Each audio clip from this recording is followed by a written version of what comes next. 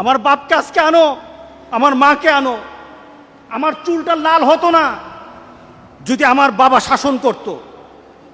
আমার চুলটা লাল হয়ে এদিক ওদিক যেত না যদি আমার বাপ আমাকে বুঝাতো।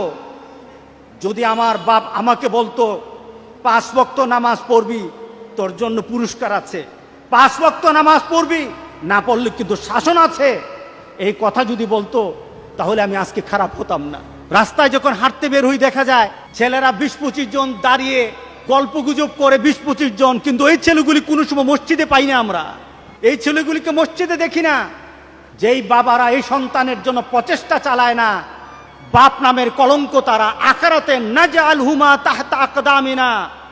আপনার সন্তান আল্লাহর কাছে অভিযোগ করে বলবে, মাবুদ, আমার বাপের বুকে পাড়া দিয়ে আমি আজকে দুদিকে যাব।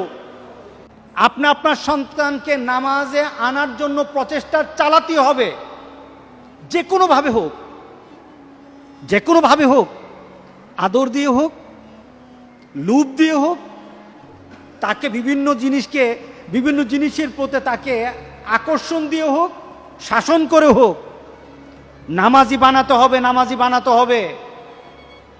নতুবা কাল হাসরের দিন আপনার আমার জন্য কিন্তু মারাত্মক একটা ঘোষণা রয়ে গেছে, বিপদ রয়ে গেছে। আল্লাহ সুবহানাহু ওয়া তাআলা বলেন, তোমার ওই সন্তান আমার সামনে দাঁড়িয়ে যাবে, তুমি থাকবা, তোমার সন্তানও থাকবে, আমার কাছে অভিযোগ করবে, রব্বানা আতানা সাদাতানা ওয়া কুবরাআনা ফাআদাল্লুনা সাবিলা রব্বানা আতিহিম যায়ফাইন মিনাল আযাব ওয়ালআনহুম লানান কাবীরা।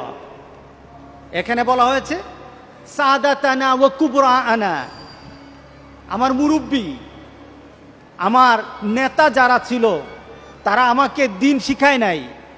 আবার অপর আয়াতে আল্লাহ বলেছেন, সন্তান দাঁড়িয়ে বলবে, মাবুদ, আমার বাবা, আমার পরিবারের আত্মীয় স্বজন, আমার পরিচিত জন কেউ আমাকে নামাজের কথা বলে নাই, রাস্তা দিয়ে হেঁটে গেছে, আমাকে পরিবর্তনের কথা বলে নাই।